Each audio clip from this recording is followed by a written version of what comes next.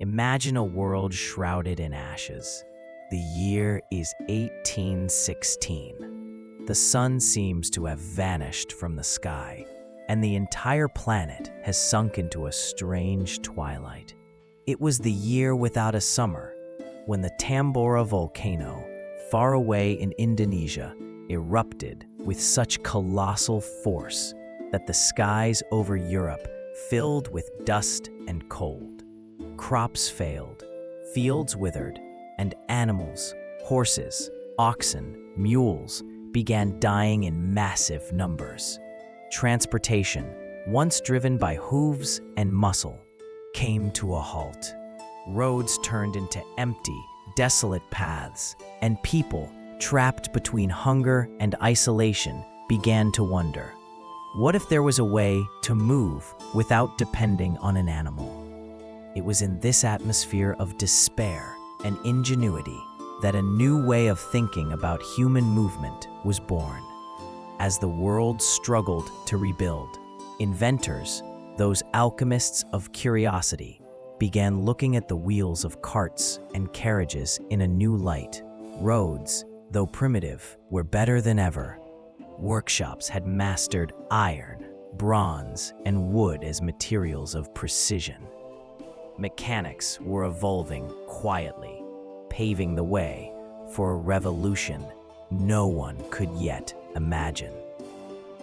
The restless minds of Europe began to ask themselves, what if the wheel could carry not just loads, but people, not in wagons, but in something personal, light, almost intimate, a vehicle that could become an extension of one's own body? And from that simple yet daring thought, a German man decided to turn the impossible into reality. In that same world, still shrouded by the shadow of Tambora, a restless man walked the streets of Mannheim, Germany. His name, Karl von Drais, a baron, an inventor, a visionary, who looked at the roads with something different in his eyes. While others saw only the ruts left by horse-drawn carriages, he saw a future balanced on two wheels. Drais believed that humans could run without tiring, glide across the ground as if pushed by the wind itself. And so, in 1817, the Laufmaschine was born, the running machine. A wooden frame, two wheels aligned, a seat, and a simple handlebar. Primitive, yet utterly brilliant. The rider would sit, push forward with their feet, and glide smoothly, as though gravity had momentarily forgotten to pull them down. On June 12, 1817, Drais set out to prove his invention was more than a whimsical idea. He departed from Mannheim toward the Inn of Schwetzingen, covering between 7 and 13 kilometers. The feat, witnessed and recorded, astonished everyone. He had traveled faster than a trotting horse, without using any animal at all. For the first time in history, a human being had created a machine that moved solely by the power of their own body. A year later, in 1818, Drais patented his invention in France. There, it gained a new name, velocipede, and became a symbol of status and fascination. The vehicle weighed around 22 kilograms, entirely made of wood, with iron-clad wheels and bronze bearings that chimed softly with every push. Heavy, noisy, but captivating. It was the first glimpse of freedom on two wheels. Yet what began as a curious contraption was about to ignite something much greater. A race for the evolution of human motion. As the decades rolled on, Karl von Drais' invention, once seen as an aristocratic curiosity, began to awaken something deeper, mechanical ambition. In the France of the 1860s, the streets buzzed with invention. and in workshops thick with the scent of oil and hot iron, 3 names would carve their place in history: Pierre Lallement, Pierre Michaud, and his son, Ernest Michaud. They looked at the old running machine and asked the question that would change everything. What if the rider's feet never had to touch the ground? With a simple yet revolutionary addition, pedals attached to the front wheel, humans could now spin their legs and move forward endlessly, without needing to push off the earth. It was the birth of the pedal-powered velocipede, the first step in transforming a curious toy into a true machine of motion. But innovation came at a painful price. These early velocipedes were built of wood and iron, heavy and unyielding as statues. Their wheels, large, bare, and without any cushioning, punished the body with every cobblestone. The stone-paved streets turned every ride into a trial of endurance, and so the public gave them a cruel yet fitting name: Boneshakers.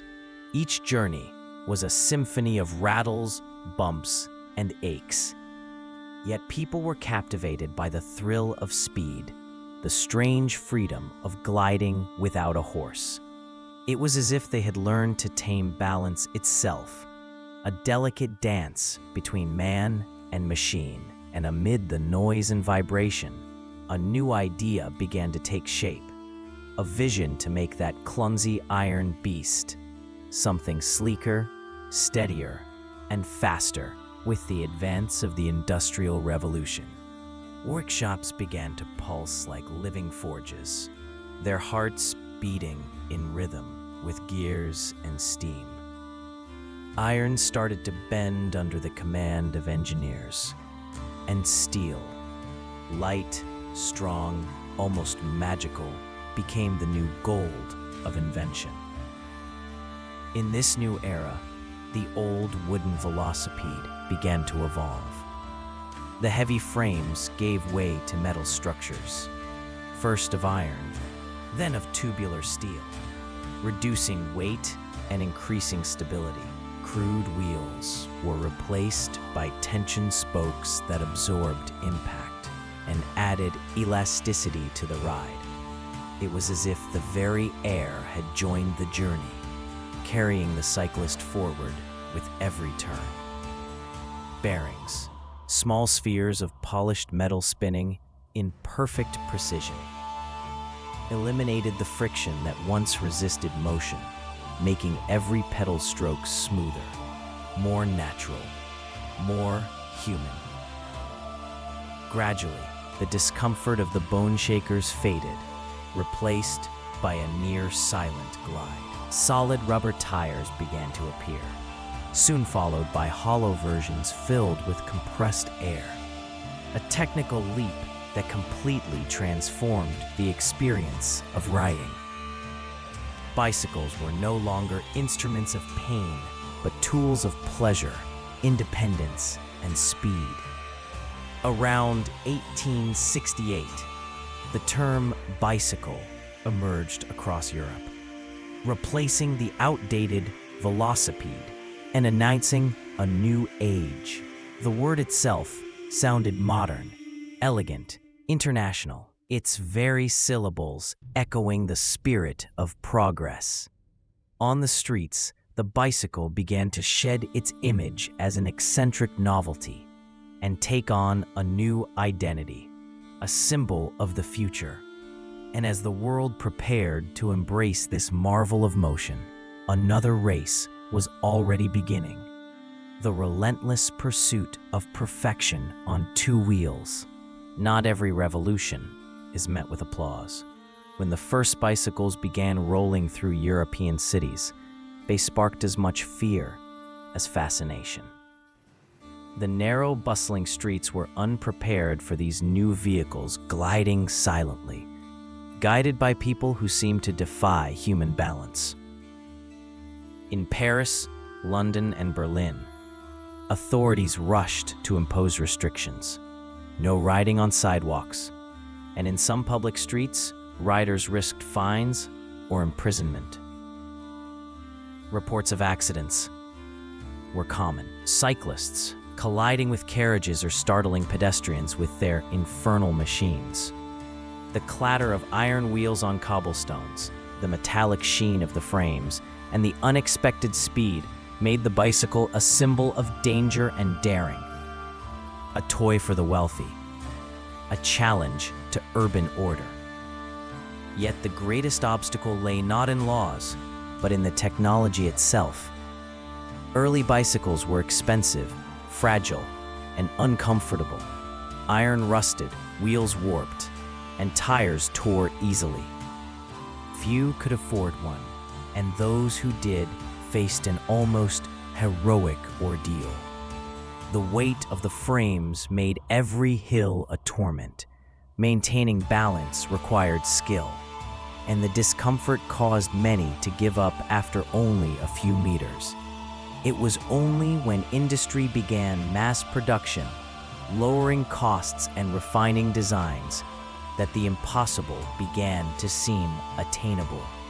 The bicycle, once a luxury and a hazard, was on the verge of becoming an everyday companion, a promise of freedom that the coming century would eagerly embrace.